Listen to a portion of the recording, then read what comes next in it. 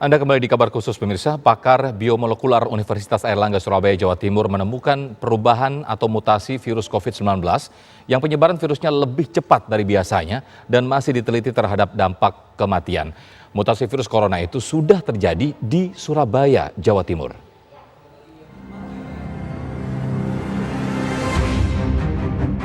Peneliti Universitas Airlangga Surabaya, Jawa Timur masih meneliti perubahan-perubahan yang terjadi dengan virus COVID-19 seiring manusia mulai melakukan adaptasi kebiasaan baru di tengah pandemi ini. Pakar biomolekular Universitas Airlangga Surabaya, Profesor Ninyoman Tri Puspaningsih menemukan mutasi baru virus corona. Menurutnya, virus corona juga bermutasi menjadi corona lain yang jarang ditemui, yakni tipe Q677H yang baru ditemukan di daerah Surabaya saja. Ninyoman menegaskan, mutan ini posisinya dekat dengan pemotongan purin enzim protease yang dimiliki sel inang dalam hal ini manusia, tepatnya di sel paru-paru. Mutasi corona D614G ini disebut-sebut memiliki kemampuan menyebar 10 kali lebih cepat dari virus COVID-19 sebelumnya. Namun sejauh ini belum ada kesimpulan apakah mutasi virus D614G itu berkaitan atau berdampak terhadap tingginya angka kematian pasien COVID-19 atau tidak. Walaupun terjadi mutasi virus COVID-19, para ahli kesehatan meminta masyarakat jangan lengah terhadap virus corona dan tetap mematuhi protokol kesehatan. Dari Surabaya, Jawa Timur, Sandi Irwanto, TV One mengabarkan. Tim tracing Satgas COVID-19 Surabaya, Jawa Timur meyakini adanya mutasi virus corona yang diteliti para ahli biomolekular Universitas Airlangga itu. Karena dalam sebulan terakhir jumlah pasien positif corona meningkat tajam. Menurut Ketua Tim Tracing Satgas COVID-19 Jawa Timur, Dr. Kohar Hari Santoso, penyebaran virus corona di Surabaya dalam sebulan terakhir terpantau cepat. Hal ini merujuk pada penelitian biomolekular UNER yang menemukan mutasi virus corona dengan penularan 10 kali lebih cepat dari sebelumnya.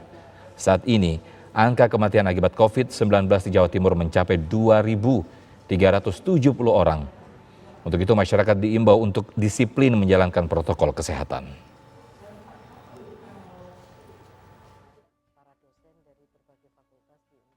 Mungkin diklarifikasi dulu mutannya ini karena mesti dari para ahli virologinya yang bisa menerangkan hal ini.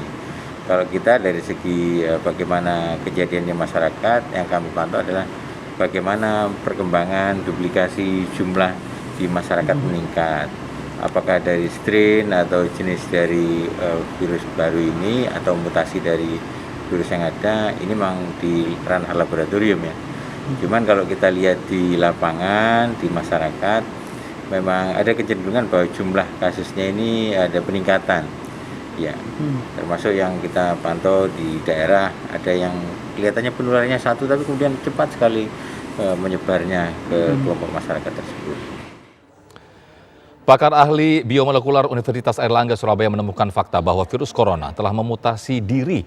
Seberapa berbahaya virus baru ini? Kita akan membahas hal itu bersama pakar biomolekular UNER, Profesor Ninyoman Tri Puspaningsih di Gedung Universitas Airlangga Surabaya. Selamat sore, Prof. Selamat sore, Prof. Selamat sore, Pak Sofyan. Ya. Assalamualaikum warahmatullahi wabarakatuh. Waalaikumsalam Selamat warahmatullahi sore, wabarakatuh. Pak Sofyan. Assalamualaikum warahmatullahi wabarakatuh. Baik, waalaikumsalam Salam warahmatullahi sehat, wabarakatuh. salam sejahtera bagi kita semua.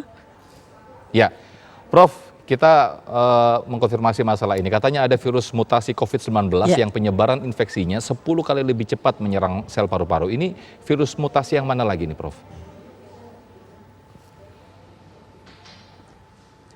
Jadi sebetulnya virus mutasinya bukan hal baru kalau di saat ini mungkin mulai kelihatan ya.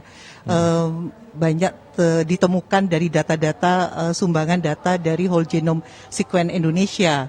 Tapi kalau di Universitas Airlangga sebetulnya early warning-nya sudah dimulai dari collecting data di bulan April, Pak Sofyan. Okay. Nah kemudian di situ kita mendapatkan satu klaster dari sumbangsih data kita ke GSET, jadi database secara global untuk whole genome sequence, itu kita dapatkan 2 strain yang mirip Eropa yang di dalamnya sudah ada mutan D614G. Dan salah satu dari itu ada mutan kedua bersama-sama dengan D614G, yaitu Q677H. Nah, pada waktu itu di collecting bulan April, kita submit di bulan Mei, ini sebetulnya sudah menjadi perhatian gitu. Nah, sekarang karena sudah mencapai hampir 80% dari total genomic information yang ada di GSET, maka tentu ini akhirnya menjadi perhatian khusus karena sekarang datanya sudah menunjukkan dari 92.000 ada 63.000, jadi 77,5%. Artinya ya hampir 80%. Tentu ini sudah melebihi dari 60%. Artinya virus dengan strain mutan ini itu menjadi perhatian di dalam proses penyebaran yang sangat cepat. Jadi itu Pak Sofyan yang bisa kami sampaikan. Ya, Prof. Saya menggarisbawahi apa yang Anda katakan tadi, sebetulnya sudah bulan April ya. Artinya antisipasi ini seperti apa kalau memang itu collecting sebetulnya data dari bulan April, betul. Iya, bulan April. Antisipasi dari pihak kesehatan sendiri ini seperti apa sebetulnya, Prof? Kalau yang dilakukan pada awal-awal Indonesia terkonfirmasi itu terdampak itu kan di tanggal 2 Maret ya Pak Sofyan dan tentunya tanggal 2 Maret itu kan mulai persiapan dan pada waktu itu juga hanya beberapa laboratorium yang menjadi tempat rujukan untuk pemeriksaan terhadap pasien-pasien terkonfirmasi atau tidak, keberadaannya COVID-19 ada atau tidak dengan swab, RT-PCR dan berbagai teknik analistik atau deteksi lainnya. Kemudian berkembang rapid test dan berikutnya. Jadi kan tentu di situ semua konsentrasinya bagaimana untuk bisa bergerak dengan cepat untuk menetapkan bahwa masyarakat Indonesia ada yang terkonfirmasi. Ini kan jadi teknologi untuk analisis deteksinya ini yang diperkuat sehingga yang dulunya lab rujukan di awal Maret mungkin baru hanya 5 atau 10 mungkin laboratorium yang menjadi rujukan. Sekarang kan sudah hampir 300 bahkan ada mobile RT-PCR dan seterusnya. Artinya bahwa semakin banyak yang bisa dideteksi tentu dengan peran pemerintah di sini dengan menguatkan semua laboratorium untuk mampu melakukan itu, termasuk juga standar BSL-3. Nah, pada saat bulan April kan itu belum semua. Namun Universitas Airlangga pada waktu itu sudah menjadi lab rujukan. Karena kami memiliki rumah sakit infeksi, kami ada rumah sakit teaching hospital, rumah sakit umum, kemudian ada juga lembaga institut khusus untuk tropical disease ya institut. Jadi memang untuk penyakit-penyakit tentu selain juga penyakit-penyakit infeksi juga penyakit-penyakit yang terkait dengan penyakit tropis gitu ya. Nah, sehingga laboratorium kami memang sudah terstandar, kami ada alat yang lengkap termasuk kita punya NGS New Generation Sequence. Nah, ini bisa mensekuen whole genome virus yang ukurannya besar. Jadi COVID ini besar sekitar 30.000 pasang basah. Nah, oleh karena itu pada bulan Mei itu memang Indonesia baru mensubmit 4 dari Ekman, 2 dari UNER. Nah, 2 dari UNER, 1 itu sudah ketemu mutan itu, Pak. Kemudian Juni kita ketemu lagi mutan itu. Jadi artinya konfirmasi 1 bulan terkonfirmasi Indonesia itu sebetulnya bulan April berarti sudah ada mutan itu. Hanya mungkin belum menjadi perhatian. Termasuk juga mungkin belum pada waktu itu menjadi perhatian secara internasional. Nah, begitu 80% hampir terkena, nah ini akhirnya menjadi perhatian internasional. Iya, Prof. Nah, demikian. Lalu bagaimana dengan virus yang memutasi diri di UNER itu sudah menjadi perhatian. Iya, Prof. Lalu bagaimana dengan virus yang memutasi diri di Surabaya dan juga bagaimana pula dengan yang di Yogyakarta dan Jawa Tengah, Prof? Nah, jadi artinya yang posisi mutan 614 saja ya, kita bicara yang ini. Yang satunya 677 soalnya baru ditemukan hanya di Surabaya yang bersama-sama dengan 614. Kalau 614 pada bulan Mei Juni itu kan yang terlaporkan di data, kita lihatnya itu adalah database internasional yang ada di GSET. Pada waktu itu ya memang masih 2 terkonfirmasi adanya virus yang bermutasi di 614. Nah, kemudian sekarang di bulan Agustus itu kalau kita lihat data GSET, ambil searching 1 sampai 10 dari Indonesia ada 34 data. Kalau kita ambil dari atas saja yang bulan Agustus terbaru sampai 10 1, 2, 3, 4, 5, 6, 7 sampai dengan 10, nah itu 9 itu ada itu semua mutannya. Artinya kalau kita lihat pemikiran sederhana dari kami para akademisi, artinya dari bulan April sampai dengan Agustus, posisi mutan ini yang belum terlaporkan di bulan Mei gitu ya, hanya satu dari UNER, kemudian satu lagi di bulan Juni, yang lain belum ada pelaporan itu. Sekarang hampir semua ada posisi mutan itu. Dari situ kan kita bisa lihat bahwa oke, daerah mutan ini ternyata sekarang sudah mulai bermunculan dan juga jumlah terkonfirmasinya kan juga masih meningkat terus. Nah, artinya kita ya harus waspada bahwasanya masyarakat tetap harus patuh pada protokol kesehatan karena vaksin masih dalam proses penelitian. Sekarang ini trial di Indonesia, kemudian obat juga masih dalam tahap penelitian. Jadi artinya waspada itu sangat penting sekali dan kepatuhan disiplin dari masyarakat kita gitu. Oke, Prof, mutan baru Q677H ini apakah yang salah satu yang juga mempengaruhi tingginya kematian beberapa minggu ini, Prof? Kalau tingginya kematian, kami tidak berwenang untuk menyampaikan itu karena saya sendiri bukan dokter ya, pasti saya juga tidak paham. Tapi kami sebagai peneliti molekuler, kami di Biomolecular Engineering, kami tertarik itu untuk melihat interaksinya molekul, karena biomolekul jadi interaksi molekul dengan biomolekul yang ada di sistem hidup, yaitu protein dengan protein. Jadi kami waktu itu tertarik memang di 677, justru tidak terlalu di 614. Karena pada bulan Mei saat Universitas Airlangga menemukan 614, posisi di internasional data di GSET waktu itu sudah 30.000 loh Mas. Nah, karena 30.000 kami menganggap bahwa kami tidak melacak semua data pada waktu itu, tapi 30.000 wah ini sudah banyak pasti orang yang mengeksplor ini gitu. Ternyata memang sih belum, baru sekarang aja boomingnya. Waktu itu 30.000 kita sudah lihat, oh ini 30.000. Tapi yang 677 kok masih tidak banyak, waktu itu hanya 6 negara. Kalau sekarang sudah sekitar 24. Artinya bahwa ini masih sedikit, coba kita cari tahu ada apa yang sedikit ini bersama-sama dengan 614. Maka kami pelajari tentu dari segi biomolecule interaction-nya, protein to protein, yaitu proteinnya manusia itu ternyata ada yang namanya furin.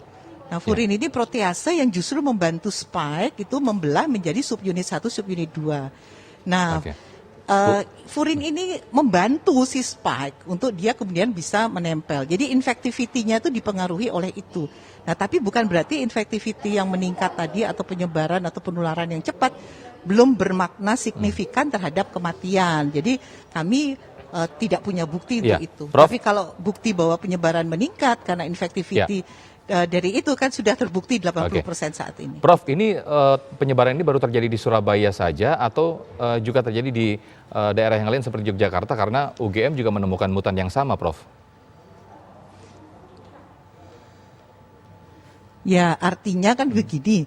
Karena data dari Indonesia sangat terbatas Pak Sofyan, sekarang baru 34, sebetulnya belum banyak yang bisa kita bunyikan dari data itu. Namun begitu Agustus yang ditemukan di Jogja, kemudian mulai Juli mungkin Agustus saya lihat datanya itu dipenemukan di Jogja, kemudian mulai di Jawa Barat. Saya tidak pasti Jakarta atau enggak, tapi mapnya sih kelihatannya Jawa Barat itu ada Serang, data ada juga di petanya GSET itu ada Bandung juga. Nah, kemudian Jawa Tengah yang misalnya juga UGM menemukan, artinya bahwa lokasi mutan ini yang tadinya baru ditemukan di Surabaya bulan Mei, Juni, nah sekarang sudah ada di Jawa Barat, sudah mulai ada data itu. Nah, itu tergantung collecting datanya kapan, Pak Sofyan. Jadi kalau kita bisa lihat di GSET, misalnya kami UNER collecting data bulan April. Nah, kemudian misalnya Jawa Barat sekarang yang ada positif Agustus yang dilaporkan oleh LIPI misalnya, dia collecting datanya bulan apa? Nah, jadi yang dilihat adalah collecting data. Kalau submit ke GSET itu kan tergantung whole genome sequence-nya itu diselesaikan kapan proses penelitian untuk penentuan whole genome-nya. Tapi collecting data itu artinya kan pada saat mengcollecting pasien yang akan dites kan gitu, positif atau negatifnya. Nah, sehingga data collecting ini yang bisa kita lihat gitu, bahwa sudah terjadi penyebaran ke situ apa enggak. Yang kita yakini adalah data itu ada sekarang kan gitu, mutan itu ada Prof, sekarang. terakhir Prof, dengan penerapan 3M, yaitu pakai masker, mencuci tangan, dan juga menjaga jarak, apakah ini bisa memutus mata rantai penularan, khususnya mutan baru ini, Prof?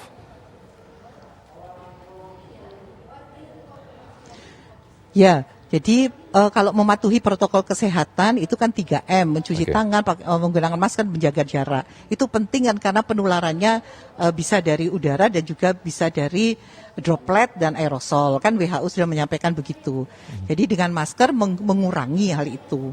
Namun demikian perlu diperhatikan tidak hanya masker atau menjaga jarak, tapi kebersihan itu kan juga penting. Jadi sering mencuci tangan atau kalau tidak sempat, tidak ketemu wastafel, misalnya sedang keluar dari rumah, ya bawa hand sanitizer.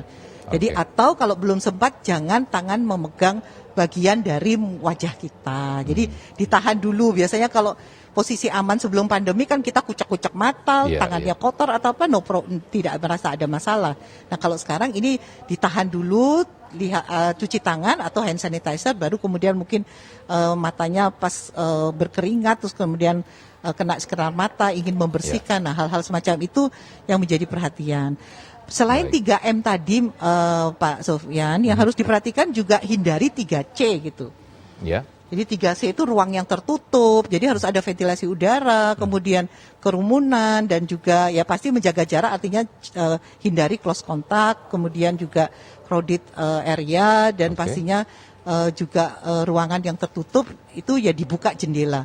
Jadi kalau nanti misalnya sekolah akan dibuka atau kampus akan melakukan pendidikan, itu ruang kelas itu kalau bisa seperti masa zaman dulu itu loh, belum ada AC, jendela lepas jendela dibuka semua, jadi kan sirkulasi udara menjadi bagus. Baik, Profesor itu Nyoman sangat berpengaruh besar itu terhadap itu, ya itu yang bisa kita lakukan sekarang ya. Baik, Profesor Nyoman Tri Puspaningsih, terima kasih atas waktunya selaku pakar biomolekular Universitas Airlangga Surabaya. Assalamualaikum. Sama-sama.